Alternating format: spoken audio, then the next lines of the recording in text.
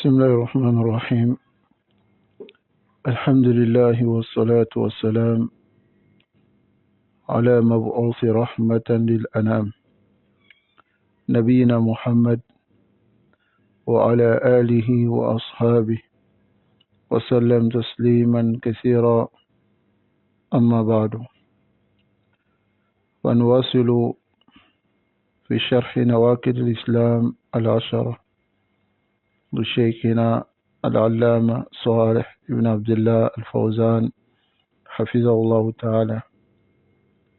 وأسأل الله سبحانه وتعالى ينفعنا بما علمنا ويزيدنا علما إنه تبارك وتعالى على كل شيء قدير. Donc nous continuons par la permission d'Allah subhanahu wa ta'ala dans notre livre sur les annulations de l'islam de Cheikh Mohammed ibn Abdul Wahhab. Et nous nous basons sur l'explication de Cheikh Salih al-Fawzan qui est nommé Durous fi Sharhi Nawaqid Islam al-Ashara, des leçons dans l'explication des 10 annulations de l'islam. Alors nous sommes sur An-Naqid al-Khamis, qui est la 5e annulation de l'islam. Man abghada shay'an mimma ja'a bihi ar-rasul sallallahu alayhi wa sallam walau amila bihi kafara. Celui qui déteste quelque chose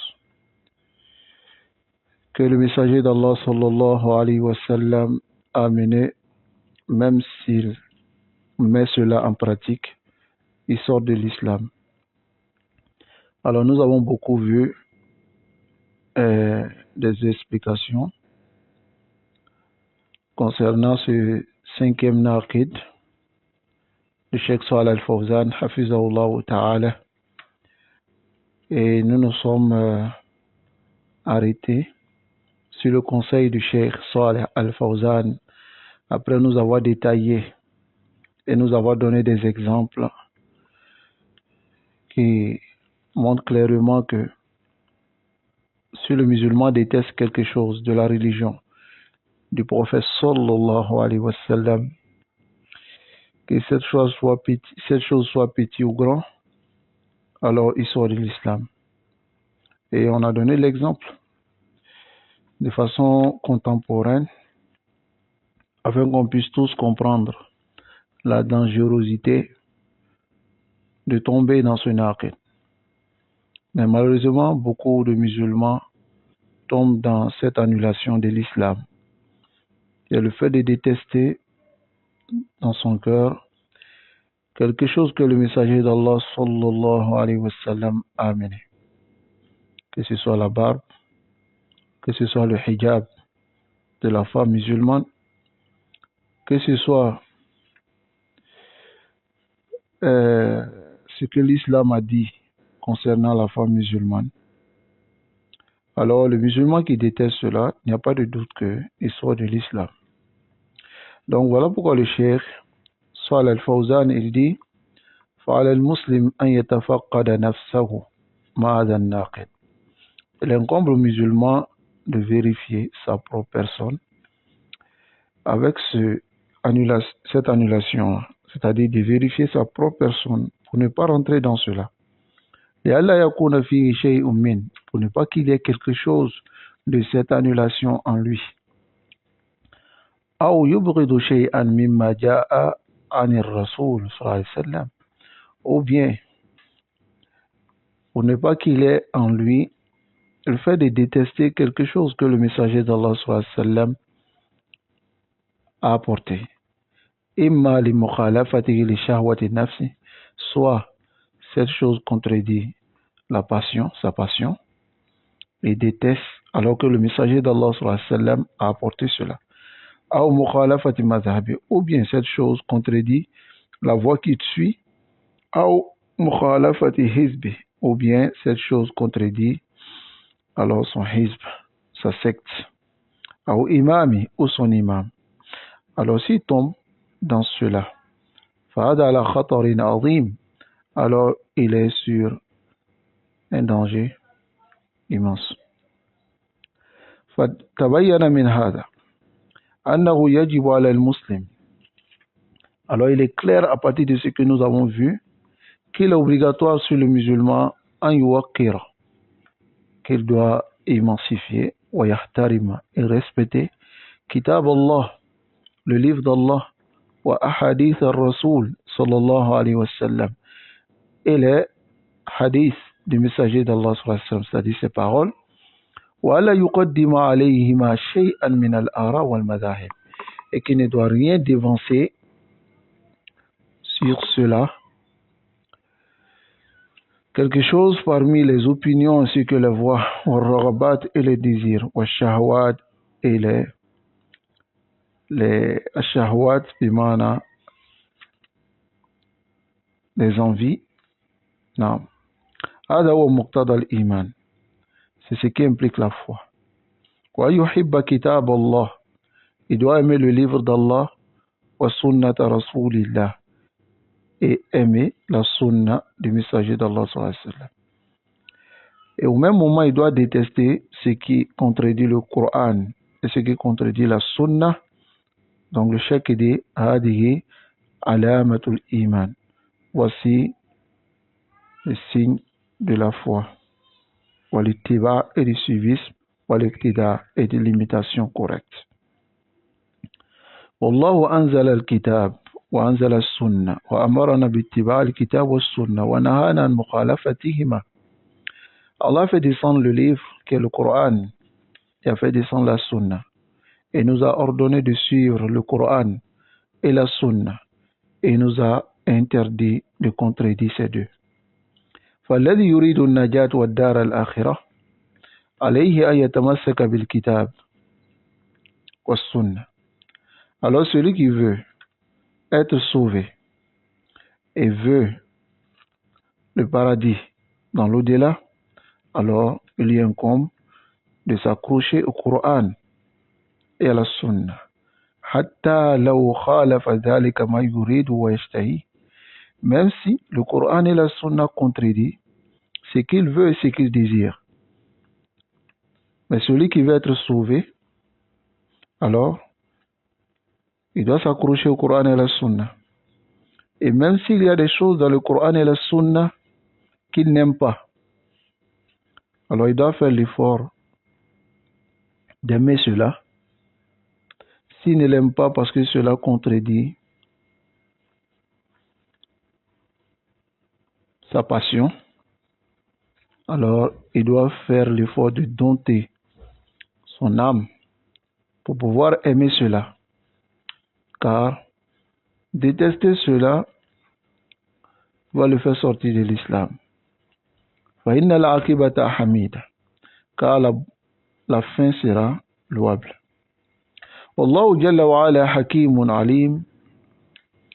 Allah, sachez, ayyuha al-ikhwa wal akhawat, Allah il est sage et il est savant. Il est sage, c'est-à-dire il sait mettre chaque chose, il met chaque chose à sa place. Il est savant, il connaît ce qu'il y a de mieux pour nous. Yuharrimu alayka hadha shay, alors il t'interdit cette chose. Wa in kunta tamilu wa targhabu fi, même si tu penches vers cette chose et tu désires cette chose. Walakin Allah a'lamu bil ma'al wal awaqib, mais Allah connaît comment ces choses vont finir. Qala ta'ala, Allah le très haut dit, kutiba alaykumul qital wa huwa kurhun lakum wa asa an takrahu shay'an wa huwa khayrun lakum wa asa an tuhibbu shay'an wa huwa sharrun lakum. Alors ici Allah dit, il vous a été prescrit, ordonné le combat fi sabilillah, mais vous détestez cela. Il se peut que vous détestez quelque chose alors qu'il y a votre bien dans cette chose. Et il se peut que vous aimez quelque chose alors que ce n'est pas bon pour vous. Taïb, ici, les compagnons ne détestaient pas le qital de leur cœur. Pour dire c'est le qital même qu'ils détestaient. Le djihad, là. Yakrahun al-kital, ils n'aimaient pas, détester. Pourquoi? Lima fihi min al-mashaqqa. De ce qu'il y a dans le combat, le djihad, comme difficulté. Wal-jarh, et les blessures. Wal-qatl, et la mort. Wal-khatar, le danger. Karahat nafsiyya. Ils détestaient cela. Karahat nafsiyya, c'est-à-dire ça vient d'eux-mêmes. Chaque être humain n'aime pas être blessé, n'aime pas être tué. Donc les compagnons, c'était karahatu nafsiyya, la karahatu diniya. Ils ne détestaient pas du côté religieux, mais ça venait d'eux-mêmes. C'est-à-dire que fi nufusihim, ils détestaient, ils n'aimaient pas s'avancer dans le combat. Mais lorsque le messager d'Allah sallallahu alayhi wa sallam les appelait à cela, ils s'avançaient, ils le faisaient. Mais à l'intérieur d'eux-mêmes, aller combattre, laisser leur famille, leurs enfants, c'est quelque chose que le nafs n'aime pas. Mais le nafs fait l'effort d'obéir à ce qu'Allah subhanahu wa ta'ala a dit et à ce que son messager a dit. Donc, les compagnons détestaient karahat nafsiyya, la karaha diniya. Car le cheikh dit, les âmes détestent la blessure et la mort. Donc voilà pourquoi Allah dit, asa an tuhibbu shay'an. Il se peut que vous aimiez quelque chose, wa huwa sharrun lakum, alors que cette chose est un mal pour vous. Allahu ya'lamu wa antum la ta'lamun. Allah sait, mais vous ne savez pas. طيب. Alors فالمسلم يعلم أن ما حكم الله به أو حكم به رسول. Alors le musulman, il sait que le jugement d'Allah et le jugement de son messager, فإنه الخير, c'est le bien, عاجلا, que ce soit précipité, ou عاجلا, ou bien retardé. ولو كان يظهر له أن فيه مشقة أو مخالفة هوى لنفس, même s'il voit en cela une difficulté ou bien une contradiction de ce que lui-même il aime, فإنه يعتقد, mais il croit que أن الخير فيما قال الله ورسوله. Il croit que le bien, c'est ce qu'Allah dit et c'est ce que son messager a dit, sallallahu alayhi wa sallam. Même si il n'aime pas cette chose. طيب. ولا يقدم عليهما شيئا. Il ne dévance rien sur cela. ولا يقدم رأيه. Il ne dévance pas sa pensée, son opinion. قال تعالى. Allah le très dit, يا أيها الذين آمنوا لا تقدموا بين يدي الله ورسوله واتقوا الله إن الله سميع عليم. Ô vous qui avez cru, ne dévancez pas Allah et son message. Et craignez Allah, car Allah est celui qui entend et le grand savant. طيب. Allah, c'est ce qui est bien pour nous. Même si نحن نكره ذلك, on n'aime pas. Mais le croyant, il s'efforce de faire. طيب. Voilà pourquoi lorsque le paradis et l'enfer se sont disputés, alors le paradis, dans d'autres versions, il a dit, je suis entouré par tout ce que l'âme n'aime pas. Et l'enfer, lui, il est huffat, il est entouré bishahawat, par tout ce que l'âme aime. Donc c'est ainsi. Et sachez, ayyuhal ikhwa, que an-nafs, l'âme, comme Allah dit dans le Coran, dans Surat Yusuf, il dit inna an-nafsa la'ammara bis-sou. L'âme incite au mal. Non. Donc, les compagnons n'ont pas détesté karahatu diniya, du côté religieux. Mais ils ont détesté parce que les âmes n'aiment pas aller quelque part où ils seront blessés. Hein? Où elles seront blessées, ainsi de suite. Omar ibn Khattab, il disait, Ayyuhan nas, il dit, oh les gens, Ittahimu ar-ra'ya fi ad-din. Il dit blâmer l'opinion dans la religion. Falaw ra'aytani yawma Abi Jandal. Si tu m'as vu le jour de Abi Jandal. An arudda ala amri Rasulillah. Fajtahidu wala alaw.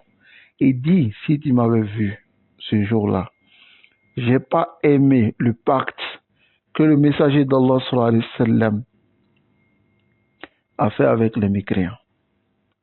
Parce qu'on était prêt à rentrer à Makkah.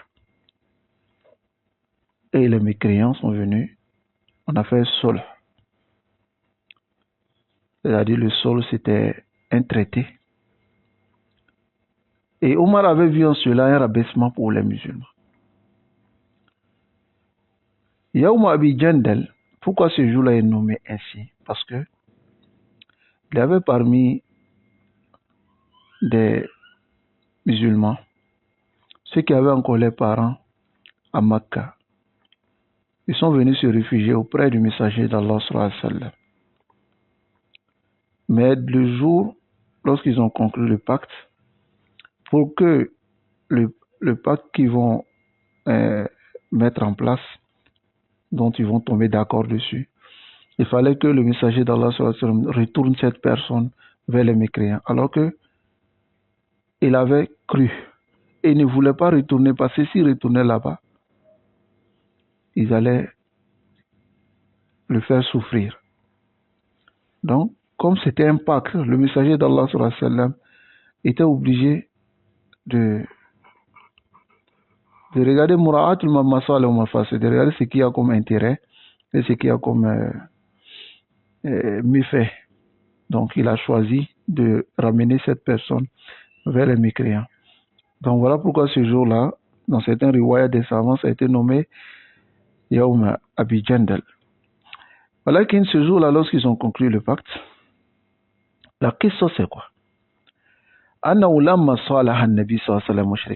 Lorsque le messager d'Allah a fait le pacte de Hudaybiyah, Allah yarji'a, et dans ce pacte-là, il devait se retourner à Médine. Wayati min al-aam al-qadim, il devait venir l'année prochaine pour faire la Umrah, ainsi de suite. Alors, chaque cause a la Umar. Omar n'a pas aimé cela. Wala ghayrihi min as-sahaba, et d'autres compagnons aussi. طيب لأنه ظهر لهم أن هذا انتصار للكفار, car ils ont vu que c'était une victoire pour les mécréants.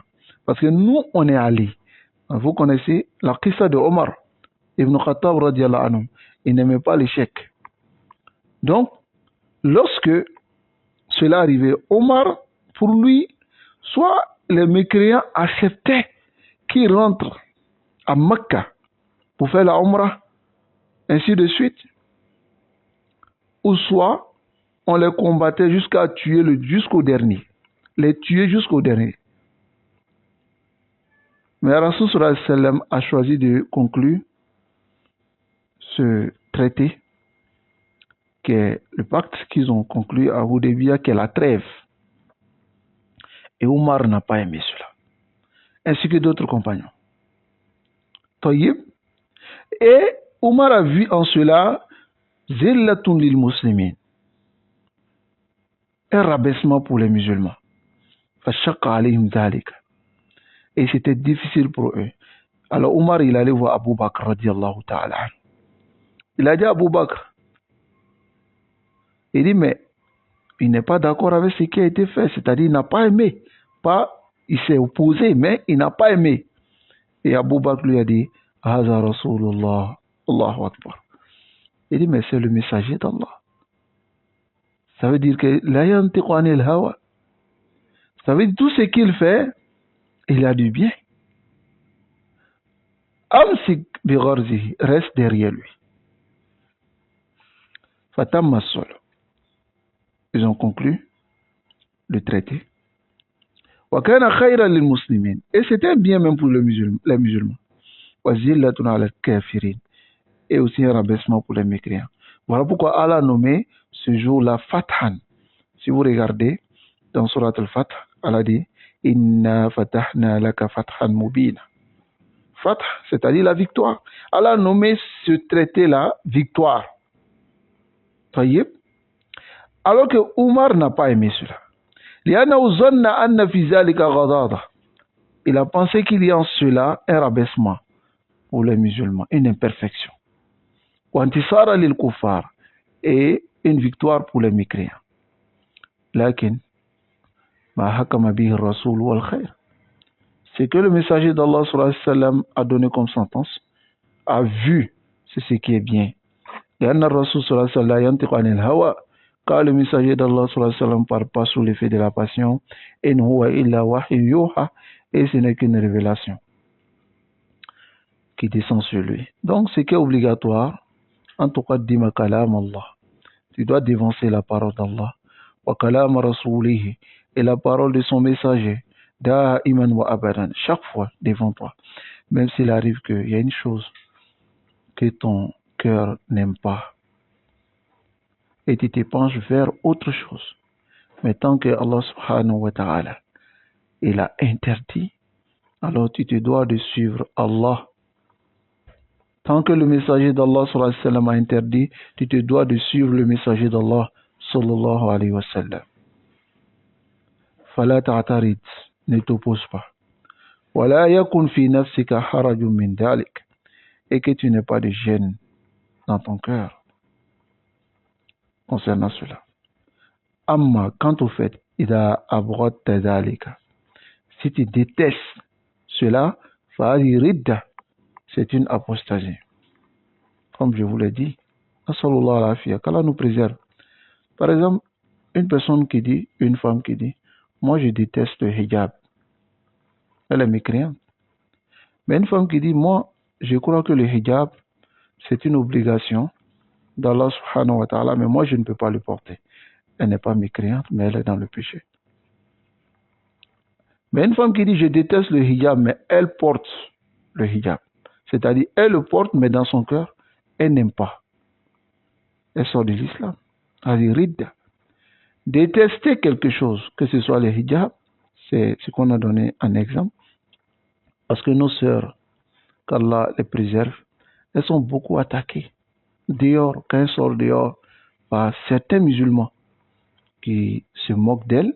Le fait de se moquer du hijab est une mécréance. C'est ce narquette que nous allons voir après celui-là. Et d'autres n'aiment pas. D'autres n'aiment pas. Taïeb, qu'Allah nous préserve. D'autres, ils ne veulent même pas s'asseoir avec une femme qui a un hijab. Que ce soit dans les bus, dans les camions, des mini-cars de transport, ils n'aiment pas s'asseoir. Ils détestent cela. Alors, la shakka, c'est l'apostasie. Qu'Allah nous préserve, et qu'Allah nous guide sans faire sur son droit chemin. Alors, le musulman se doit de faire attention et de ne pas tomber dans cette annulation de l'islam. Car, si tu tombes dans cette annulation de l'islam, personne ne viendra te dire que tu es mécréant. Personne ne viendra te le dire. Mais, toutes tes actions que tu vas poser, que ce soit la prière, le hajj, le saum de Ramadan, jusqu'à ta mort, tu te trouveras le jour de Yom Al-Qiyamah parmi les mécréants. Parce que tu es sorti de l'islam. D'autres sortent de l'islam comme ça, ils ne savent pas. Mais ils pensent qu'ils sont toujours musulmans, alors que toutes les actions qu'ils font sont nulles. Voilà pourquoi c'est important d'apprendre ces nawaqid. Qu'Allah nous préserve. Alors nous avons fini la lecture de l'explication du Cheikh Salih Al-Fawzan sur ces nawaqid. Mais il y a des questions qui ont été dirigées au Cheikh Salih Al-Fawzan. Nous allons lire ces questions et nous allons nous arrêter là, bismillah, et continuer la semaine prochaine dans la 7e annulation de l'islam que nous allons lire avant, bismillah, de finir le dars, inshallah. As-su'al, question. Celui qui pose la question, il dit Hal yajibu takfir man yubghidu shay'an min kitabillah aw sunnati nabiy. وهذا البغض ظاهر. Est-ce qu'il est obligatoire de rendre mécréant celui qui déteste quelque chose qui vient dans le Coran ou bien la Sunna, même si il déteste cela de façon apparente? Est-ce que nous, on peut dire qu'il est mécréant? Ça va? Est-ce qu'on peut dire qu'il est mécréant? Alors le cheikh dit ici, Ida azhar al-bughd, s'il fait apparaître cela, c'est-à-dire il fait apparaître devant les gens qu'il déteste. Wa qala, il dit clairement, ana ubghidu, moi je déteste ma ja'anillah, ce qui vient d'Allah ta'ala ou an rasulihi, et ce qui vient de son messager. Alors il n'y a pas de doute, fala shakka fi kufri, cette personne, il n'y a pas de doute qu'il est mécréant. Amma idha lam yu'lim, mais s'il n'a pas montré cela dehors, wa innama hada fi qalbihi, mais cela est dans son cœur, hada la ya'lamuhu illa Allah. Alors personne ne connaît si ce n'est qu'Allah subhanahu wa ta'ala. Lakin idha takallama, mais s'il parle, wa qala ana ubghidu al-hadith, moi je déteste le hadith, la parole du prophète sallallahu alayhi wa sallam, ou aqra hadhihi al-aya, je déteste ce verset, wa ma ashba dhalik, et tout ce qui ressemble à cela, fa hada sarraha bil kufr, celui-là il a montré clairement sa mécréance. Wal-iyadu billah, qu'Allah nous préserve de cela. Yuhkamu alayhi binutqi lisani, on le juge sur ce qu'il a dit sur sa langue. Amma idha lam yatakallam, mais s'il n'a pas parlé, fa nahnu ma lana illa dhahir, nous ne nous appartient que ce qui est apparent. Wa la ya'lamu ma fi qulub illa Allah, et c'est Allah seul qui connaît ce qui est dans le cœur. Tayyib, c'est Allah seul qui connaît ce qui est dans le cœur. Donc voici ce qu'a dit le Cheikh Salih Al-Fawzan en réponse à cette question. Donc cela veut dire quoi? C'est que si une personne montre clairement qu'il déteste quelque chose, par exemple, il dit clairement qu'il déteste que le shab, le jeune, laisse sa barbe, ou bien il déteste clairement que le jeune saute son izar ou bien son serwal, ainsi de suite. Il dit clairement qu'il déteste, alors il n'y a pas de doute qu'il est mécréant.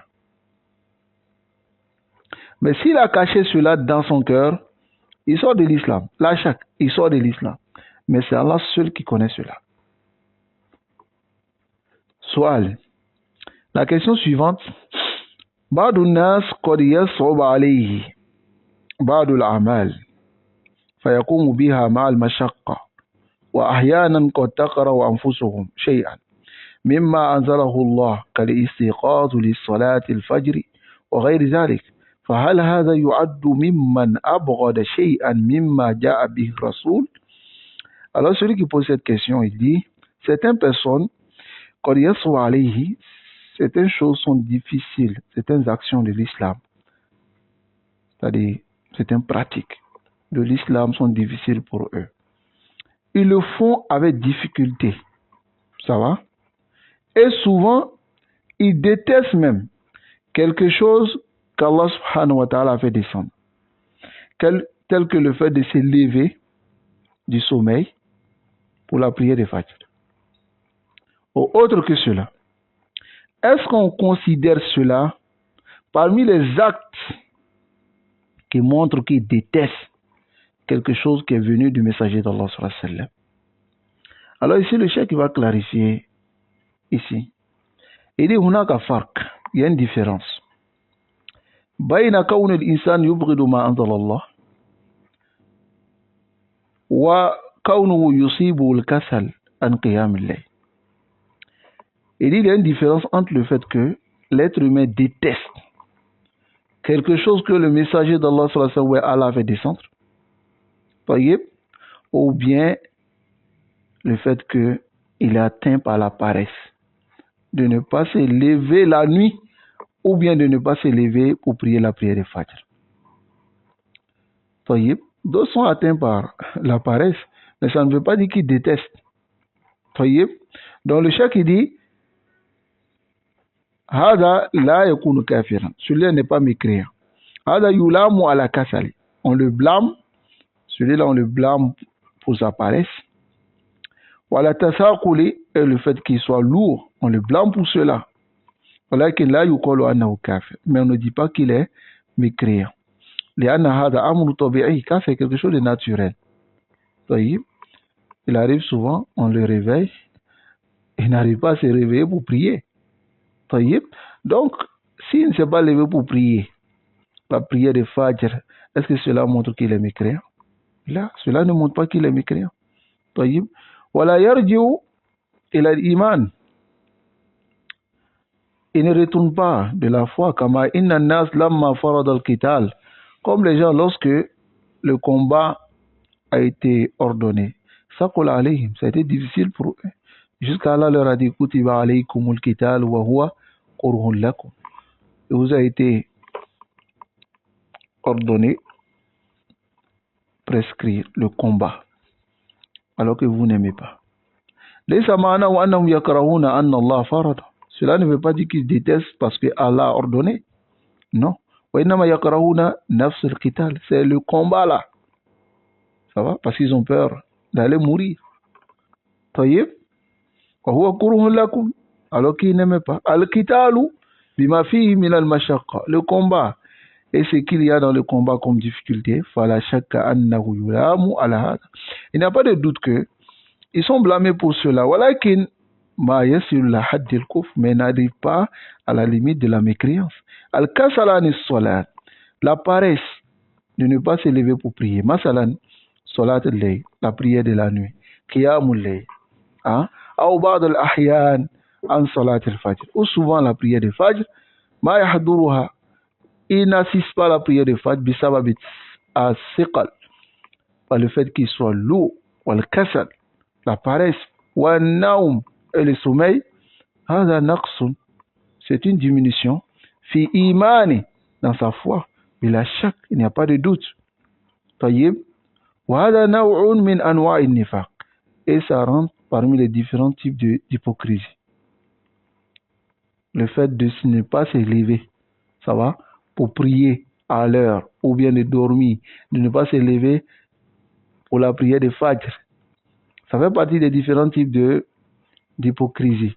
Et même c'est une caractéristique des hypocrites, mais ça ne te rend pas mécréant. Comme Allah dit, lorsqu'ils se lèvent pour la prière, ils se lèvent avec beaucoup de paresse.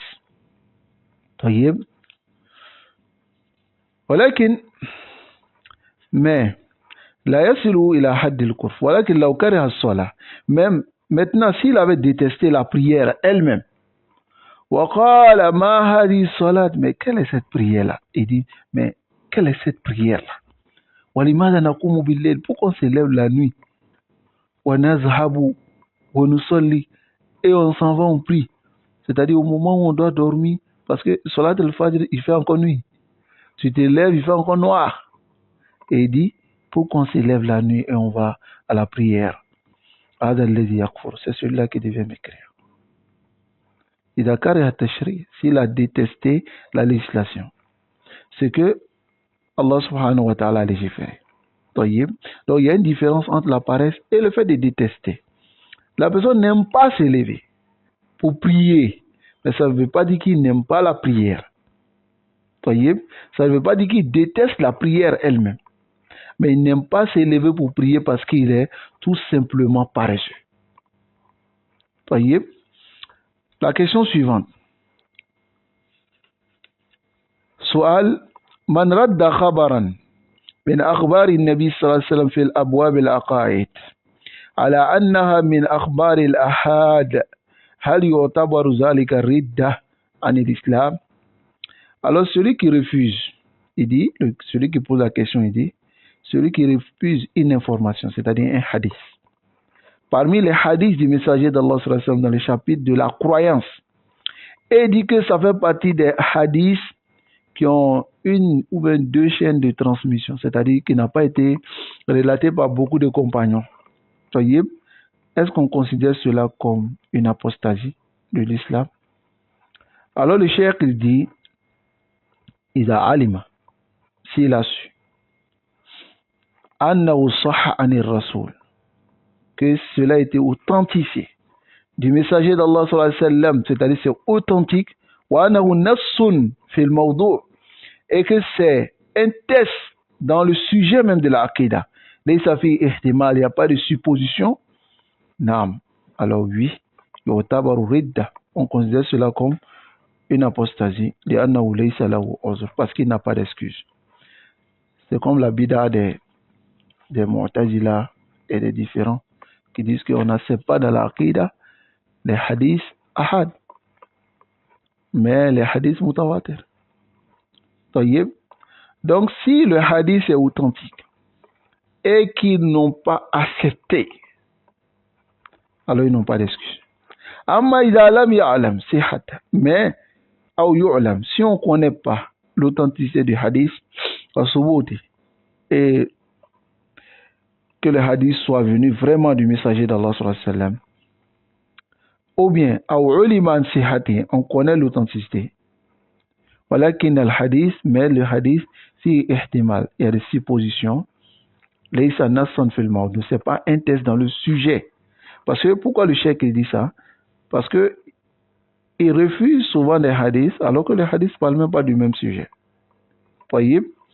Donc, ou bien il a déformé, il a expliqué et il a déformé, mais il a fait l'effort d'interprétation, il n'a pas fait exprès pour déformer. Alors, celui-là on l'excuse par les suppositions et puis les explications qu'il a données à travers le ijtihad qu'il a fait. Ensuite, la question suivante, le questionnaire il dit Man abghada amran mubahan aw mukhtalafan fihi fahal yadkhulu fi an-naqid al-khamis. Il dit celui qui déteste quelque chose qui est autorisé ou bien quelque chose dont il y a une divergence dessus, est-ce qu'on considère que celui-là est rentré dans la 5e annulation de l'islam? Alors le cheikh il va dire ici, il dit al-mubah, ce qui est autorisé, al-mukhtalaf fi, ou ce dont il y a divergence, hada la ou uzr, il a une excuse, fi l'ikhtilaf, dans l'ikhtilaf.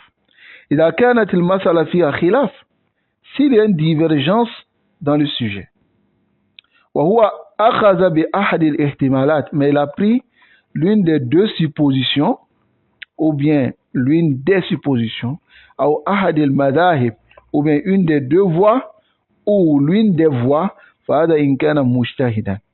Si celui-là il fait, c'est un mujtahid, c'est-à-dire faire l'effort de chercher la vérité. Wa tahariya lil haqq, c'est la même chose, il cherche la vérité, fa yu'zar, il est excusé. Wa in kana akhadha bihi, mais s'il a pris, li'annahu yuwafiqu hawa, parce que cette chose est en conformité avec sa passion, fa'ada la shakka annahu akhta. Il n'y a pas de doute qu'il a en erreur, il est dans le péché, mais il n'arrive pas à l'apostasie.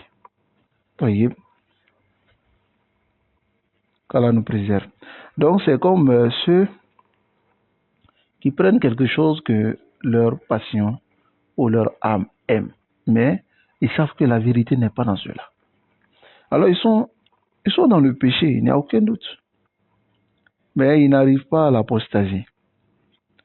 Alors la question suivante, هل في قوله تعالى ذلك بأنهم كرهوا ما أنزل الله فأحبط أعمالهم دليل على بغض بعض ما جاء به الرسول أو هو دليل على بغض جميع ما جاء به الرسول صلى الله عليه وسلم حيث سمعنا من ينزل الآية على بغض جميع ما جاء به الرسول ويجعل الناقد في الجميع لا في البعض. الله أكبر.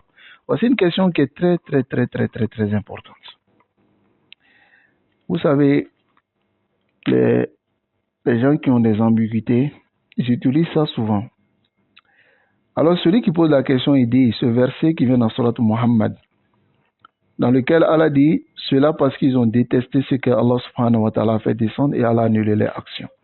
L'annulation de leurs actions montre qu'ils sont mécréants.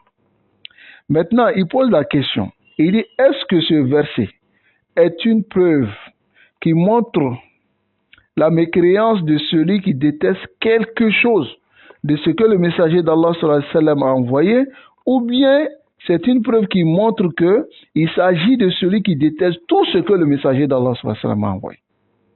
Parce que nous avons entendu certaines personnes qui appliquent ce verset en disant que ce verset ne parle pas de certaines choses, mais le verset parle de tout ce que le messager d'Allah sallallahu alayhi wa sallam a envoyé. C'est-à-dire chez eux, ils disent que si la personne déteste une chose, ou même deux choses, ou même trois choses, ils ne sont pas de l'islam. Parce qu'il n'a pas détesté. Parce que selon le verset, selon eux, Allah dit Zalika bi annahum karihu ma anzalallah. C'est qu'Allah fait descendre. Donc ils disent ce qu'Allah fait descendre, c'est tout le Coran et tout la Sunna. Donc s'ils détestent tout le Coran, ou bien tous les versets du Coran, ou bien les hadiths, alors il devient mécréant. Donc, celui qui pose la question, il demande au cheikh, est-ce que c'est quelque chose, une chose ou bien quelque chose qu'il doit détester pour être mécréant, ou bien il doit détester tout ce qui est venu? Alors le cheikh il répond, il dit Al-hukmu yashmalu jami'a. Allahu Akbar. Il dit le jugement prend tout le monde. Wa yashmalu al-ba'd. Et ça prend aussi certains. Alaysa al-ba'd mimma anzalahu Allah. Est-ce que certaines choses, même si c'est une seule chose, cette chose ne fait-il pas partie de ce qu'Allah subhanahu wa ta'ala fait descendre? Hein? N'est-ce pas? Et comme on a donné l'exemple, le fait de détester, par exemple, ce qu'Allah subhanahu wa ta'ala fait descendre. Mais si c'est une seule chose, détester, est-ce que cela ne rentre pas dans ce qu'Allah fait descendre? Ça va? Donc, c'est pour cela que le cheikh Mohammed bin Abdullah il a dit dans sa parole, il a dit Man abghada shay'an. Shay'an. Celui qui déteste quelque chose, wa shay'an nakira.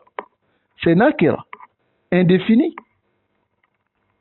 Fi siyaq al-umum, dans la conduite de la généralité. Ici, shay'an, ça peut être petit, ça peut être grand, ça peut être n'importe quelle chose.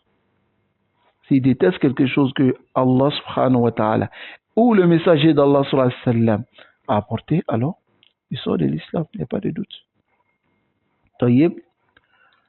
Maqala, il n'a pas dit man abghada ma anzalallah, il n'a pas dit, le cheikh Mohammed bin Allah rahimahullah, il n'a pas dit ici que celui qui déteste ce qu'Allah a fait descendre. Il a dit shay'an. Ça va? Nasallallahu alayhi wa sallam. Qala man abghada shay'an mimma ja'a bihi an-nabi. Celui qui déteste quelque chose que le prophète sallallahu alayhi wa sallam a apporté, alors cela prend tout le monde, et cela prend certains. C'est-à-dire cela prend la généralité, ou bien cela prend certains. Car certains, Allah les a fait descendre. Comme tous les versets, tout ce que dans le Coran, dans la Sunna, c'est Allah aussi qui les a fait descendre. Donc, cette parole n'est pas une parole qui est correcte. Alors, ensuite, Su'al, on a la question suivante. Ma hukmu man abghada as-sahabata an-nabi sallallahu alayhi wa sallam. Hal dakhilun fi hadha an-naqid min nawaqid l'islam? Et de quel est le jugement de celui qui déteste les sahaba, comme les chiites et les nawasib, c'est un khawarij? Celui qui déteste les sahaba, est-ce qu'il rentre dans l'annulation de l'islam? Alors le cheikh dit non, oui.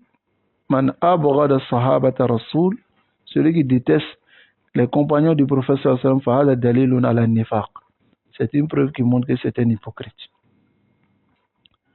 La yubghidu sahaba illa munafiq. Ne déteste les compagnons qu'un hypocrite. Et Allah subhanahu wa ta'ala sammahu kafiran. Allah l'a nommé mécréant. Comme à la fin de surat al-Fath. Hein? Allah dit liyaghidha bihimul kuffar. Liyaghidha bihimul kuffar. Liyaghidha al-ghaid, c'est le fait de détester. C'est-à-dire, Allah a montré ici dans le verset ici que c'est les mécréants qui détestent les compagnons. Taïb. Donc le cheikh dit Fallahu Jalla wa Ala awjada as-sahaba. Allah fait exister les compagnons. Liyaghiza bihimul kufar. Afin que les mécréants les détestent. Falladhi yubghidu as-sahaba. Celui qui déteste les sahaba, hada dalilun ala kufrihi wa nifaqi. Ça montre sa mécréance et son hypocrisie. Nasallallahu al-afiyah. On demande à Allah de nous préserver. Wallahu Jalla wa Ala wasafa al-mu'minin. Allah décrit les croyants réels. Bi annahum yatarahamun. Demande la miséricorde d'Allah pour les compagnons. وَيَدْعُونَ لِمَنْ سَبَقَهُمْ. Et invoque pour ceux qui les ont précédés. Comme Allah dit, وَالَّذِينَ جَاءُوا مِنْ بَعْدِهِمْ. Ceux qui sont venus après eux. يَقُولُونَ. Ils disent, رَبَّنَا اغْفِرْ لَنَا. Allah pardonne-nous.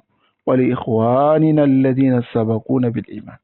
Et pardonne à nos frères qui nous ont dévancés dans la foi. C'est qui? Les Sahaba. وَلَا تَجْعَلْ فِي قُلُوبِنَا. Allah ne met pas dans nos cœurs غِلًّا, l'animosité, لِلَّذِينَ آمَنُوا, contre ceux qui ont cru, c'est-à-dire l'animosité contre eux. رَبَّنَا, ô notre Seigneur, إِنَّكَ رَؤُوفٌ, tu es le compatissant, Rahim, et le miséricordieux. Donc voici la position des musulmans concernant les Sahaba. أَنَّهُ يَسْتَغْفِرْ لَهُمْ, et demande le pardon d'Allah pour eux. وَيَرْضَى عَنْهُمْ, et وَيَتَرَضَّى عَنْهُمْ, et demande l'agrément d'Allah pour eux. وَيَقُولُ رَبَّنَا اغْفِرْ لَنَا, et dit Allah pardonne-nous, وَلِإِخْوَانِنَا, ainsi qu'à nos frères, parce qu'ils sont nos frères. Ça va? الَّذِينَ سَبَقُونَا بِالْإِيمَانِ, qui nous ont dévancés dans la foi. وَيُثْنِي عَلَيْهِمْ, et fait l'éloge des compagnons. Voilà le croyant. أَمَا الَّذِينَ يُبْغِضُونَ الصَّحَابَةَ. Voilà pourquoi c'est Akbar Dalil, c'est la plus grande preuve même que les savants utilisent pour montrer la mécréance des Shia. Pour montrer la mécréance des Shia. Avec beaucoup d'autres hadiths, la tasubbu ashabi, ainsi que beaucoup de hadiths. Mais là, dans le Coran, liyaghiza bihimul kuffar, c'est-à-dire les mécréants, ceux qui détestent les compagnons. Qui déteste les compagnons aujourd'hui parmi les Tawaïf? C'est les Rawafid. Soal, on va lire la dernière question. الذين يتكلمون في علمائنا ويقولون إنهم فقراء حيض ونفاس ويقولون لا تفرق بين شباب الأمة بل نريد وحدة الصف هل هذا من الكفر بما أنزله الله على رسوله. Non, voici la dernière question est très importante. Ici, ceux qui parlent, celui qui pose la question, il dit ceux qui parlent sur nos savants. Ils disent que ce sont les savants des menstrues et des louches de la femme. C'est-à-dire, tout ce que ces savants-là connaissent, c'est ce qui est sous le pagne des femmes. Et ils disent, ne divisez pas la communauté. Nous voulons l'unification des rangs. Est-ce que cette parole, on considère que ces personnes-là ont mécru et n'ont pas accepté ce qu'Allah subhanahu wa ta'ala a fait descendre sur son messager? Jawab, la réponse. Hada laysa min al-kufr. Le cheikh dit ça ne fait pas partie de la mécréance. Walakin hada min al-ghiba. C'est de la médisance. Wal waqi'a. Et de pénétrer l'honneur, aradul ulama, l'honneur des savants. Wala haramun bila shak. Ceci est haram sans aucun doute. Car c'est une riba, une médisance qui est très grave. Ils doivent se repentir. Ensuite, parler sur les savants, qu'est-ce qu'ils gagnent? Ils ne gagnent que le mal. Et ils n'amènent que le mal. Ils font que les gens détestent les savants. Et ça diminue la confiance des gens envers les savants. Où iront les gens s'ils ne reviennent pas aux savants? Où ils iront? C'est un danger qui est immense. Et ça implique le fait qu'ils auront moins de confiance aux savants, et faire tomber leur degré auprès des gens, de leur respect. C'est quelque chose qui n'est pas permis. Et cela veut dire que les gens doivent se retourner vers d'autres personnes autres que les savants. Et le mal va arriver. Et la perversion va arriver. Voici ce que veulent les prédicateurs du mal, qui appellent au faux, qui veulent égarer les gens. Hein? Cette fitna est apparue, Imam Lacan, à l'époque où est apparu Salman Aouda. Avant lui-même, c'était Safar al-Hawali. Salman Aouda. Ils ont commencé à traiter Ibn Baz, Ibn Uthaymin, Albani, Sheikh Mukbil al-Wadi'i, Sheikh Saleh al-Luhaydan, Sheikh Abdul Mohsen. Beaucoup de savants, ulama al-hayd wa nifas. C'est comme ça qu'ils ont commencé à les nommer. Les savants, ils ne connaissent que ce qui est des menstrues et puis des logis. Mais ils ne connaissent pas fiqhul waqi'. Ils ne comprennent pas la réalité.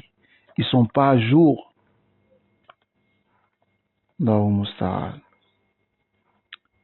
Allah nous préserve. Donc, on a fini. Et prochainement, nous allons expliquer Man istahza bi shay'in min din ar-rasoul aw sawabihi aw iqabihi kafara.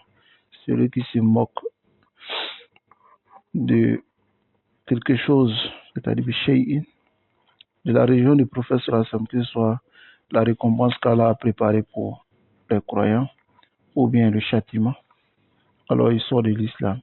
Et on va voir la qissa qui est le sabab nuzul de ce verset, Inch'Allah, dans notre assise prochaine.